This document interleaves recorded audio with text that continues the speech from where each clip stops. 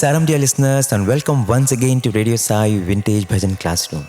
I'm Team Radio Sai's Bishu and today we move on learning another very beautiful bhajan which used to be sung in the Sanctum Sanctorum of Prasanthi Nilayam in the 60s and 70s. A very lovely bhajan on Lord Krishna. Here is how the first line of the bhajan flows.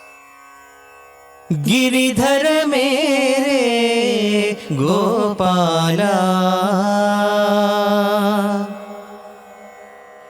So we will learn more about this bhajan, the lyrics of the bhajan, the tune, the raga, the beat, and then we will also dwell on the inner significance of the different words that make this bhajan. We will have a conversation with Mr. Sonam Gyamso, a former student of Bhagawan's University, who also had the privilege of singing in the divine physical presence of Bhagawan for more than 10 years and even now continues to sing in the Prasanthi Nilayam Mandir whenever he is in Prasanthi Nilayam.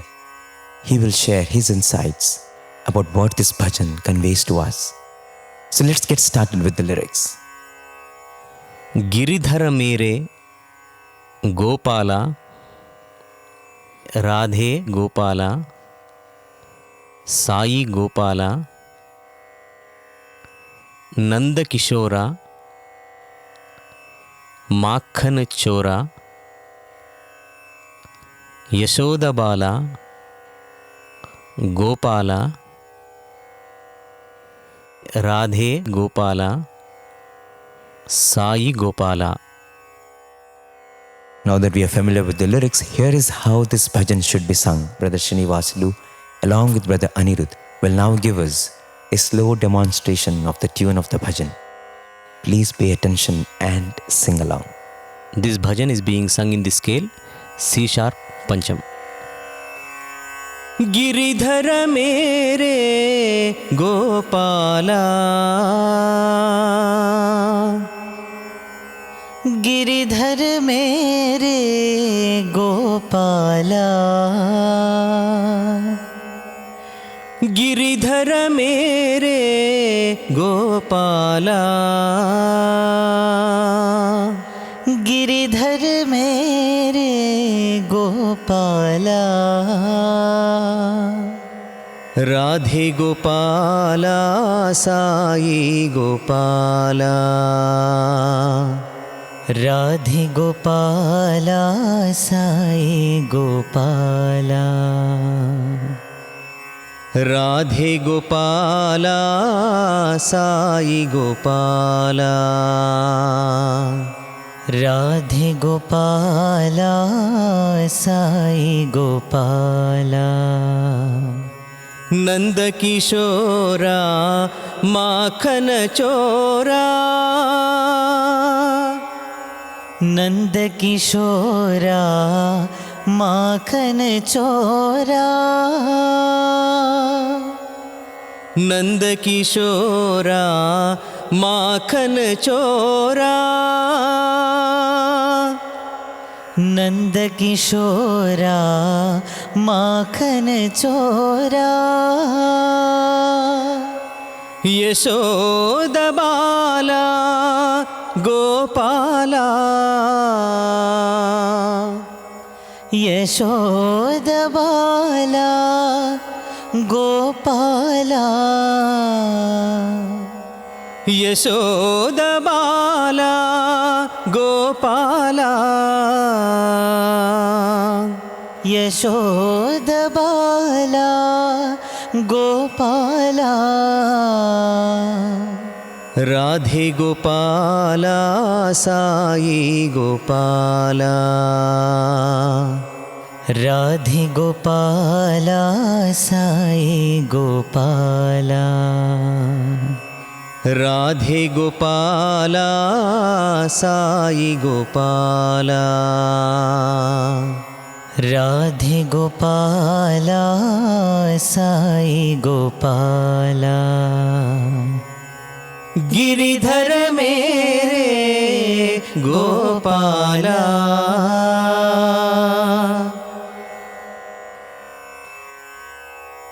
So that's another lovely melody on Lord Krishna. Again a bhajan which used to reverberate in the presence of the Prasanthi Mandir in the earlier times. It's lovely to listen to the tune, lovely to bring back those beautiful times. Let us learn a little more about the make of the bhajan. Anirudh is here with us to share his insights. So, what are your thoughts on the raga of the bhajan, Anirudh?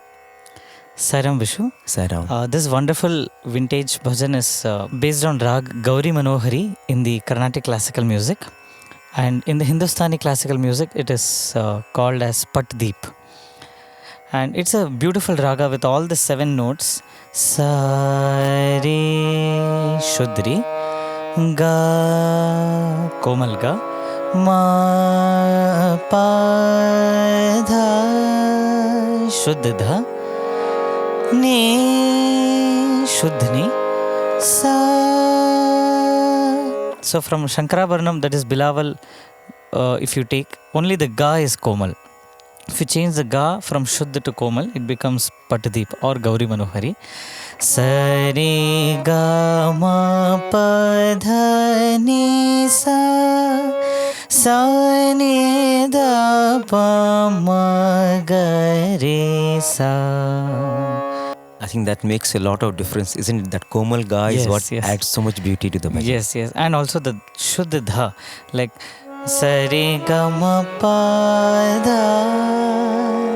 So it has kind of a little bit emotion. Pa dha ni sa da ma pa ga re.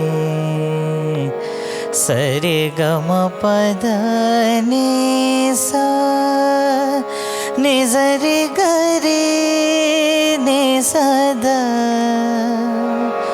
ma pa ga ma pa.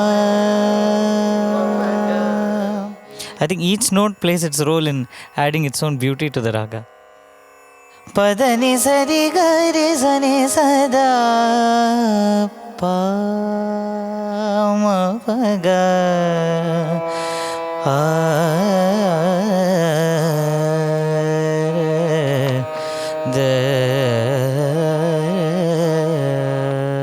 even the sa is also something like a rest state.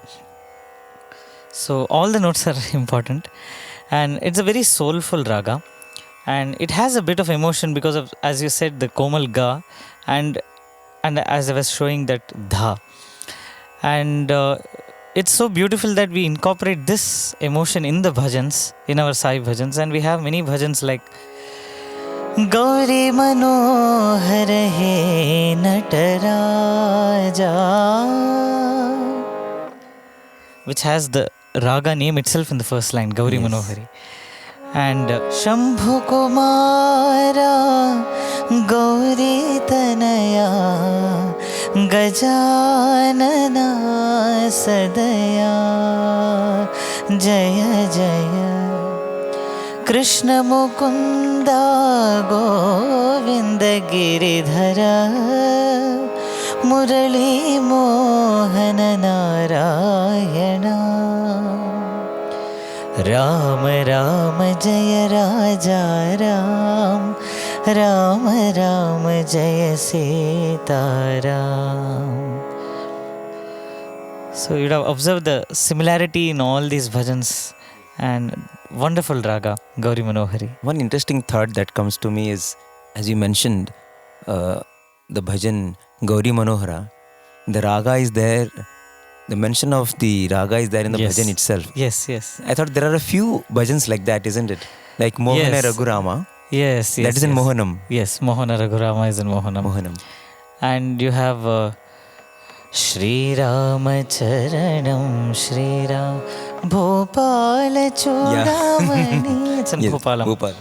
And one more bhajan which comes to my mind is Sai darbar mein aao aao kirtan karu main sai ki.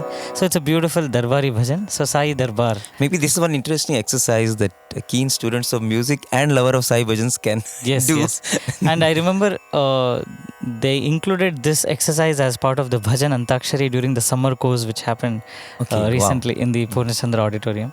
So I remember it was the most toughest round. And because suddenly the mind tends to think all the bhajans come to your mind, but which bhajan has that raga name in it? Yeah. So in that exercise, in that process, you might tend to compose some bhajans. Yeah. And yes. Yeah, we do see a lot of innovations, isn't it? Yes. On the spot innovations during Bhajan Antaksharis. Anyway, good. So let's move on with this bhajan. Yes. So let's take the first line. Giridhar मेरे Gopala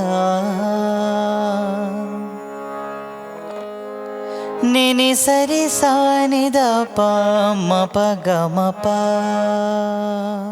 Nini sari sani da pa ma pa ga ma pa.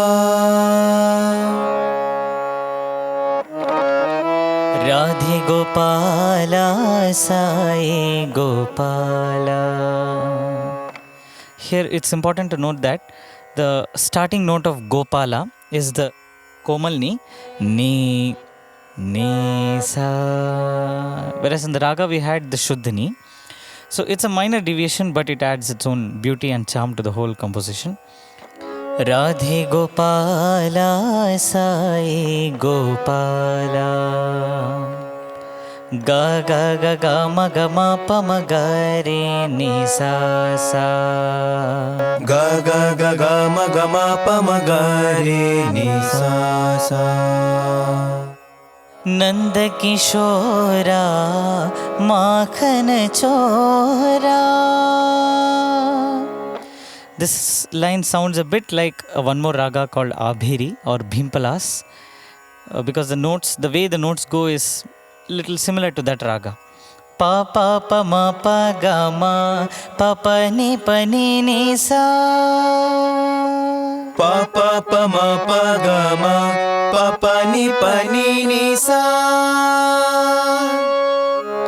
Yashoda Bala Gopala. Papa re re re sa ni sa sa ri sa ni pa. Papa re re re sa ni sa sa re sa ni pa. Radhe Gopala Sai Gopala. Ga ga ga ga ma ga ma pa ma ga re ni sa sa. Ga ga ga ga ma ga ma pa ma ga re ni sa sa. Beautiful. So let's do the beat of the bhajan also. Yes, the beat of this bhajan is the regular 8 beat, Aditalam or the Keherva in the classical music. So let's have the count.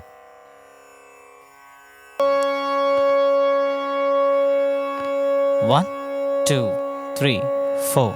1, 2, 3, 4. 1, 2, 3, 4. 1, 2, 3, 4. 1. Giridhar mere Gopala.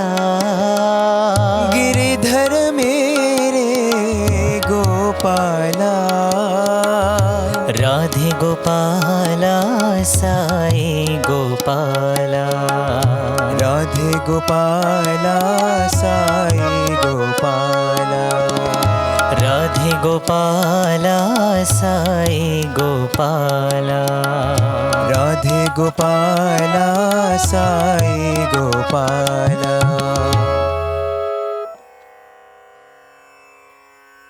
So that gives us an idea of the beat also. Thank you so much, Anirudh and Anand. Thank you, Vishu. Sai Ram. So with this we are done with the swaras, the beat, all the technical aspects of the singing. Let's now focus on the bhava aspect of the bhajan. Here is a conversation with Brother Sonam Gamsu a very senior alumnus who had the opportunity to sing in the divine physical presence of Bhagawan right from the 70s. Saram, Brother Sonam, and welcome once again to Radio Sai Vintage Bhajan Classroom. Sairam, Vishu. You are one of the senior most members of the Prasanthi Mandir Bhajan group, and probably you were there in Prasanthi Nilayam during that transition phase when the students started singing along with the elders, along with the bhajan singers of the yesteryears.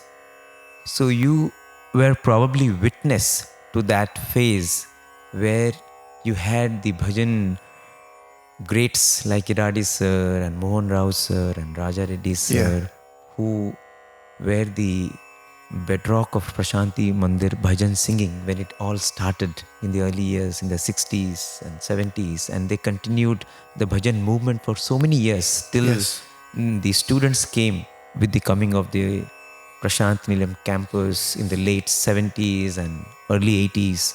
And I think perhaps in the early 80s and mid 80s the boys started singing more often, and slowly Swami gave the chance to the boys to take over completely, but he's allowed these stalwarts to continue to sing, and you have Iradi sir singing even now. So if you can, take us back to those times a little bit and then share what comes to you as you think about this bhajan too. Yeah, as you said, bhajans used to be those days sung by these great devotees of Bhagawan. They were not only bhajan singers, but most of them were bhajan composers. And I still remember when we used to come here as students from Vrindavan, we used to be given a chance to sing in his presence. And these great musicians, they also would come. Quite often they would visit Prasanthi Nilayam, and we would be all excited about learning good bhajans from them, listening to their style of singing bhajan. And as you said, slowly it was a very transitional moment, a very transitional period, because the earlier system of singing bhajan used to be, I would call it the classical age of bhajan singing in Prasanthi Nilayam, wherein just without any ostentation, without any much accompaniment on the instruments, just a sapasa on the harmonium. It was almost like a drone out of a tanpura. People used to sing bhajan, and Swami would sit there for close to 2 hours every bhajan session inside the bhajan mandir. So when we started playing chords and playing harmonium, it was a transition. That itself was a transition. Maybe the dawn of the creative moment wherein we could sing bhajans to the accompaniment of chords and a few other instruments. So whenever these people used to come, I'm reminded of a wonderful singer and composer used to come here quite often. His name was Mr. Ranjan Jain. Later on, his son Vivek, who was my senior, he also joined the university here, the campus here. So Mr. Ranjan Jain, the moment you would look at him, his persona itself would define his deep interest in music, his expertise in music, the curly hair, and then the long jubba, the kurta. And he used to be all the time very immaculately dressed in dhoti and kurta. And then he would always have a rosary-like thing, a necklace around his neck. And the moment he would come, he would speak of nothing but bhajan. We would just tell him, "Uncle, you have come. Will you teach us some bhajans?" Beta, what else would I do here? I have brought so many new compositions. And that gentleman, he never needed a microphone, like I needed an amplifier. His voice was so powerful. And not only powerful, but extremely melodious. A fantastic singer. He could sing on the higher octaves, his note. He could just easily touch the note on the higher octaves. Fantastic, very powerful singer. He taught us so many bhajans, and we were all instrumental in sitting together and singing these bhajans in Swami's presence. Of course, he never played the harmonium. He would just keep the scale on the harmonium. And bhajans like Mana Mandir Mein Sai Ram, Sai Avtara Yuga Avtara, Yuga Yuga ke Avtar Tumi ho. And then bhajans like Bolo Bolo Sabmil Bolo Om Namah Shivaya. These are all his compositions. Oh, wow. Person who would have composed maybe close to 500, 600 bhajans. Oh, my God. Yeah. And then he used to tell us that, he was a contemporary or maybe a batchmate of Kishore Kumar. But then look at what God's grace has done to me, that I have also ended up on the other side of the hedge. I have also ended up singing, but singing only the glory of the Master, of the Lord of the universe. Wow. And we used to have a fantastic time with him, and Swami used to listen to his bhajans, and there used to be an air of, expectation that today is going to be a new composition sung by, because he has come, Ranjan Jain has come. I think later on he also got appointed as the international bhajan convener or something in the Sathya Sai international organization. So I think he served in that role for a long, long time. He's no more today. But then this gentleman, I think we are going to, most of his compositions are almost, we can call them vintage bhajans, and this being a very vintage bhajan session, we are going to take one of his compositions, I think today, Giridhar Mere Gopala. So this is his composition? Giridhar Mere Gopala is his composition. Wow. Fantastic. It's a beautiful bhajan, very simple, extremely profound, just 4 lines, no complications, as simple as the word Sai. Yes. In fact, when you look at the compositions of those times, Yeah. the compositions of Mohan Rao sir, the compositions of Viradi sir, all of them are actually very, very simple. Yeah, very simple. And they would be just 4 lines and easy to follow. Yeah. And that became the tradition of Prasanthi Nilayam, the Prasanthi Bhajan, Sai Bhajans. Just 4 lines. Last time we were talking about, you remember, like Sugam Sangeet, the Sai Sangeet today. Yes, yes. It's a global movement.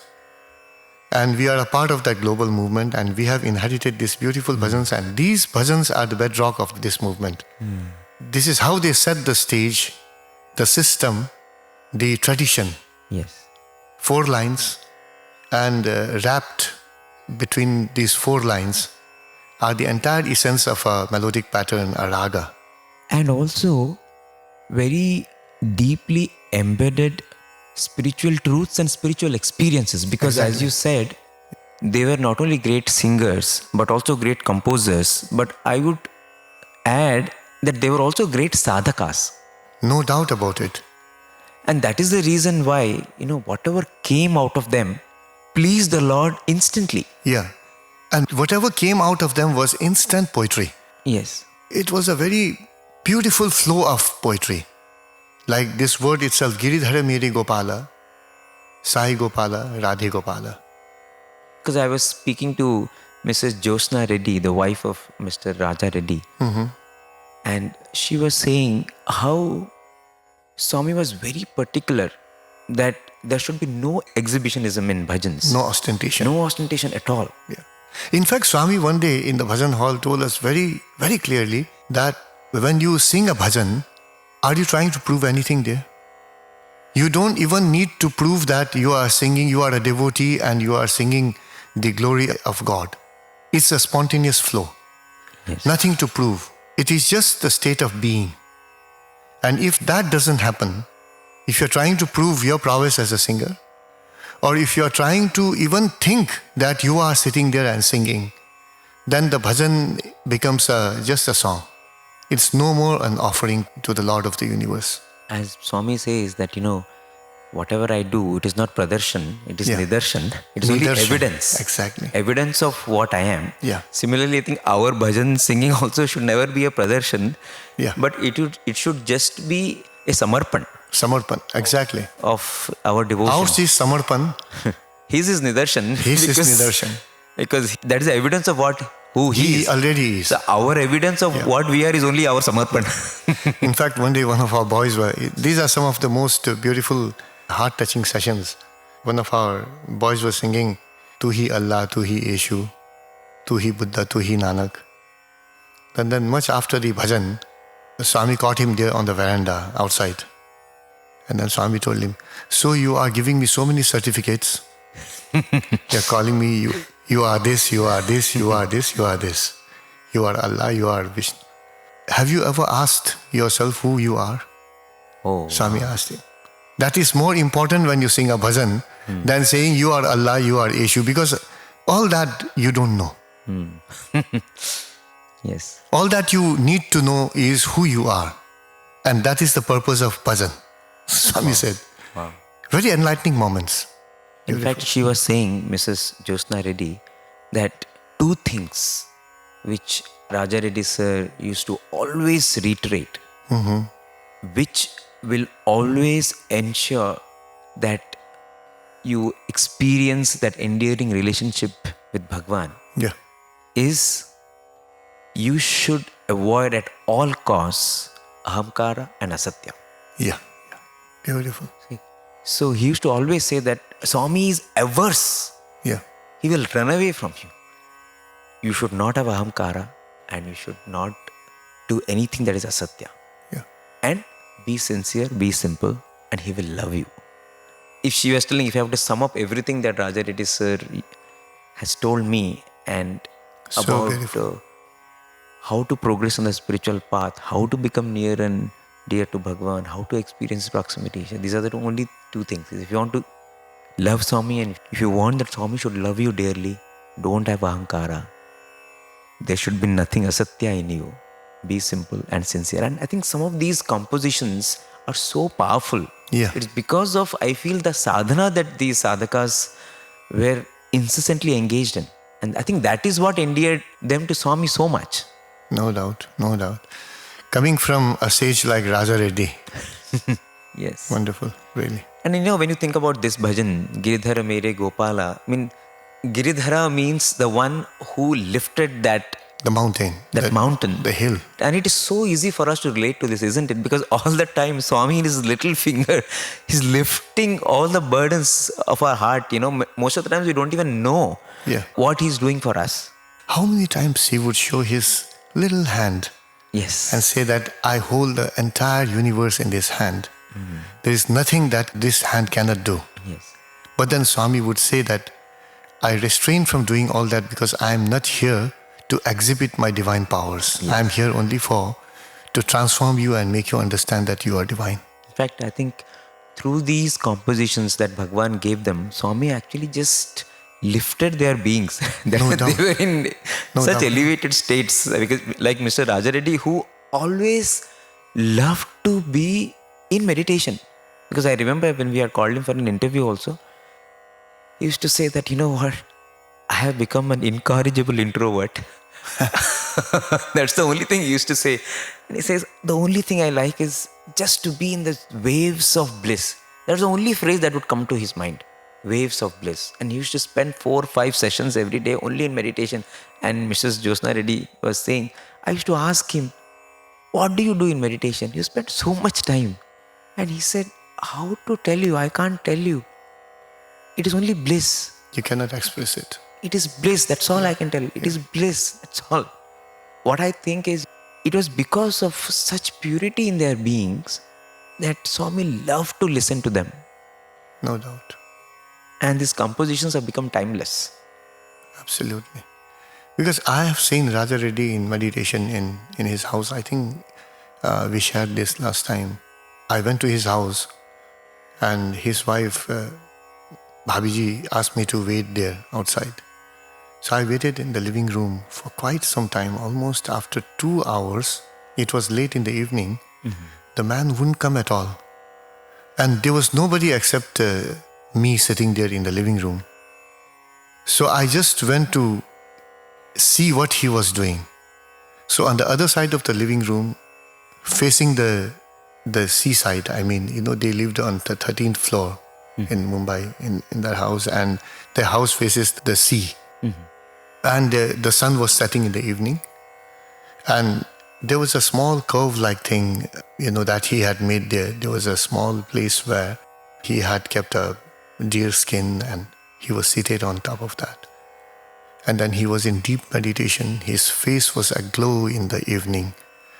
Whether it was the evening setting, the sunlight, the setting sun, rays of the sun on his face, or the sun within that was actually being emitted from his persona, he was at peace with himself. He was in deep meditation. And I just left him there and then went out. And when such a person who is all the time in meditation, such a person sings these bhajans, how would the bhajan sound? You can well imagine. It's very easy for us to relate to Giridhara, Mere Gopala, because he's the one who has uplifted our beings. Yeah. And he continues to do that. Exactly. This is also a beautiful imagery. The bhajan itself is the uplifting factor in our life. At any point in time, in any situation in life, when we just sit and sing a bhajan, we feel completely uplifted. It's almost, the bhajan itself is the Giridhar miracle that the Lord did. Yes. It is the bhajan. Every bhajan that you sing lifts your soul, Yes. And then definitely it propels us forward. It takes us to a higher dimension. Yes. I think that is what is Gopala all about, isn't it? Exactly. The Gopala again, the comparison with Pashupati or Gopala is the same. Again and again, this meaning keeps coming to you, that he is the one who is the keeper of the animals, the one who subdues the animals, or who masters, or the overlord of the animals, Yes. So the animal instinct in you. Yes. And then you have given a place there for the Lord to sit. And then there goes the animal instinct completely. It just vanishes because the Lord is seated on it. So Gopala again, so beautiful, so full of meaning. So the first line, you are pouring out your love for Bhagawan. You are saying, this is my Lord, Giridhar Mere Gopala. Because, Personalized. Yeah, because, he's the one who's truly mine. Yeah. Because he's the only one who can lift me up. And he's the only one who's there all the time. Yeah. In fact, when sometimes in life, when we are bogged down by so many trivialities, sometimes real problems and troubles, and then we want ourselves to be uplifted. And Gopala comes to your rescue. Yes. The one who he lifts up the huge mountain of all this burden and then makes you feel so light and calm and peaceful again. In fact, I'm just reminded of most revered warden auntie, Yeah. Prem Bahal madam, Who passed away recently. Recently, she left her mortal coil. Yeah. And at the age of 38, when she lost her husband, in fact, her original name was not Prem. Her original name was a Parsi name. Okay. And after marriage, when her husband saw her loving nature towards everyone, he changed her name to Prem Bahal actually. Wow. Because, he felt that this lady is so much pouring out love towards everyone. And that was her nature. and when suddenly her husband passed away, and she was 38, and that was the time she actually came to Bhagawan.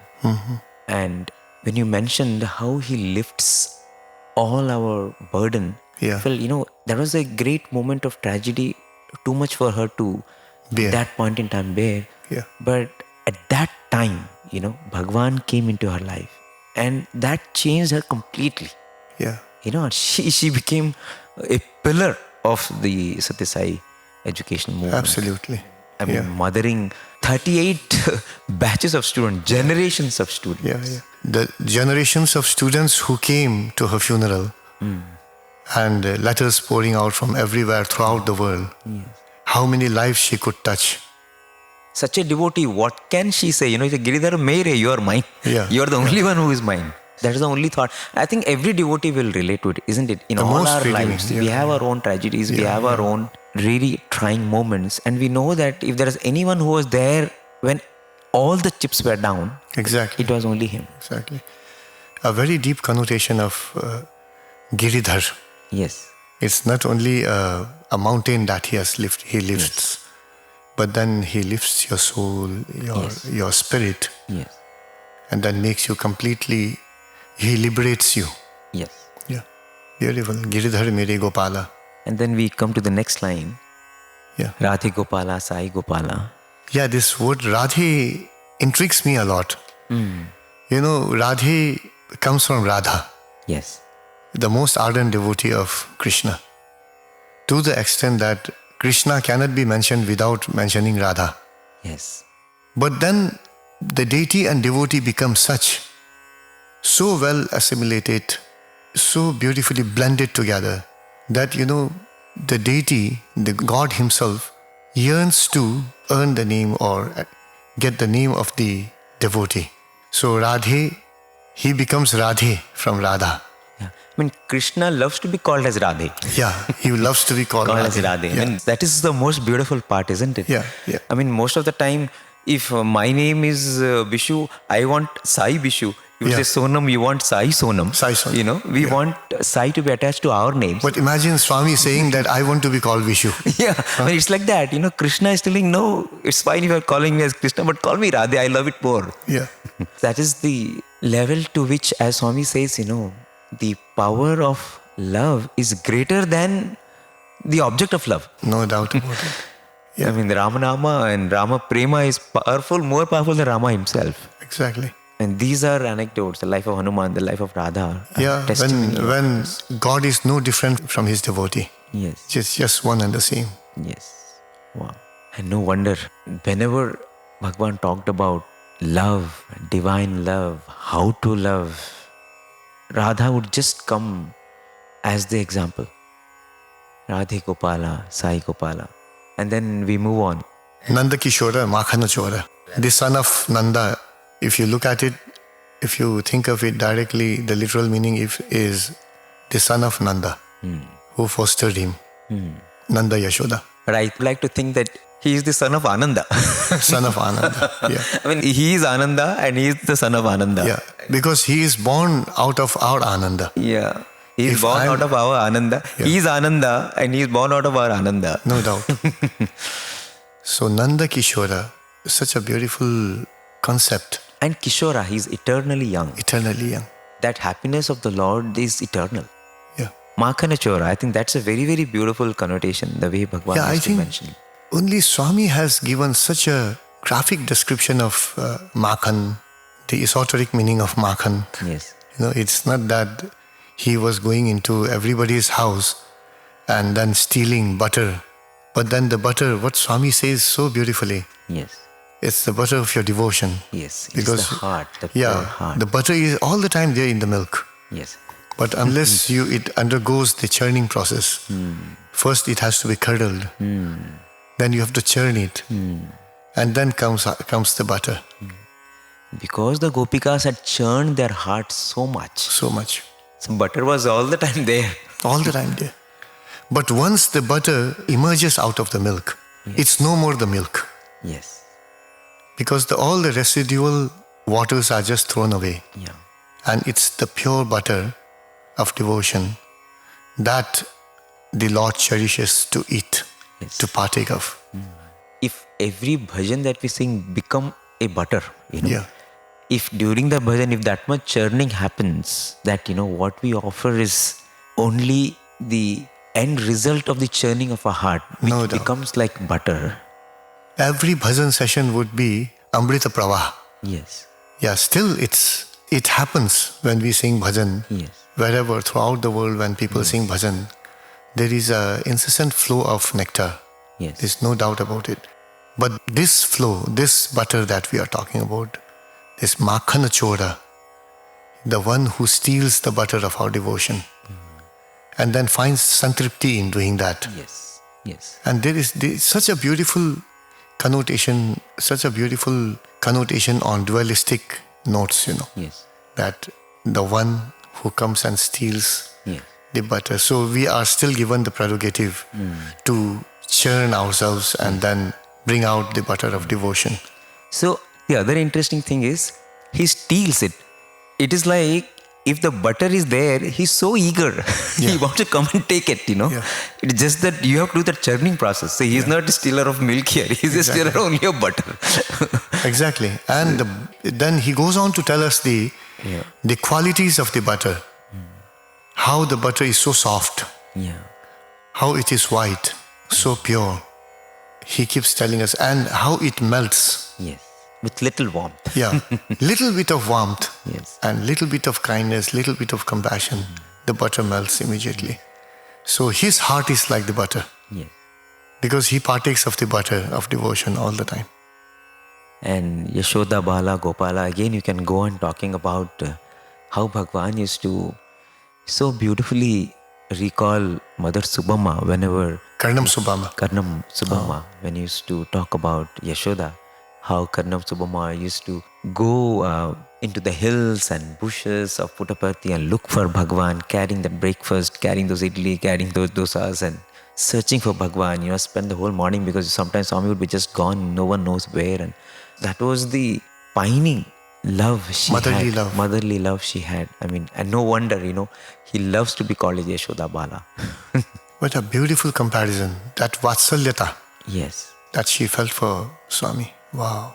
In fact, there's so many devotees feel like that, for so many devotees, Swami is the friend, Swami is their father, Swami is the child, Swami is their friend, Swami is a brother, everything.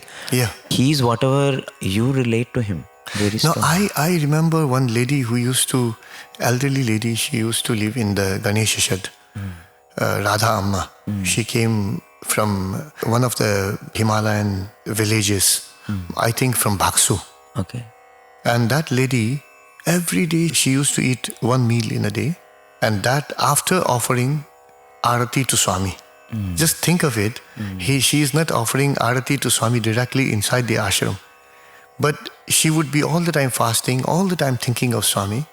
And then after bhajan in the morning, she would go out there near the Ganesh temple and then offer arati. The camphor, she used to burn it right on her palm, and then offer arati and then go inside. And many times, as she would be cooking for herself, she would be lost in Swami, and then the whole food would be burnt. Oh my God. Once her entire hair, everything got burnt Oh in my the God. kerosene stove. Her son was a captain in the Indian Army. He would tell her to, go with him, but she would never relent. She would say, my place is here with my Sathya. And there was another lady, Menamma, during Swami's 60th birthday. She used to do manual work in a lot of houses here and collect little bit of money. And that money, I believe she had made some 2,000 rupees or something. And on Swami's 60th birthday, she went and offered that money to Swami, and Swami took it. Wow. And then she came home, and then she was so filled with joy that my Sathya has taken this money, which I had actually put together. I had, for him on his birthday. Wow. That Vatsalyata. These are the mothers who were preparing that butter. Swami was stealing the butter from these hearts, That quality of Yashoda's devotion, Yes, devotion. you find that even today Yeah. among Yeah. devotees. Most of the time you won't know about these people. Exactly. Yeah. Then Radhe Gopala, Sai Gopala. We can go on talking about this bhajan. So Any bhajan beautiful. for that matter, Any yeah. bhajan for that matter. Yeah. But I just hope that this gives us some pointers, something for us to help and all of us to ensure that at the end of the bhajan session, as we sing this bhajan, in some ways there is some churning that has happened within, so that we can offer to the Lord as samarpan a little bit of that butter, for which he doesn't have a problem being called a thief. Really, really. Absolutely. Wonderful. Thank you very much, sir. Thank you so much. Thank you so much, Swami.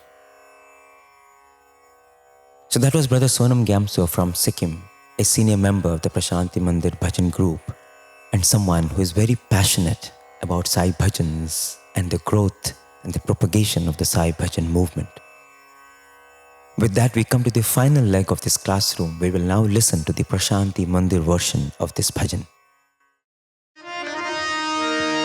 Giridhar मेरे गोपाला, गिरिधर मेरे गोपाला, गिरिधर मेरे गोपाला, गिरिधर मेरे गोपाला, राधे गोपाला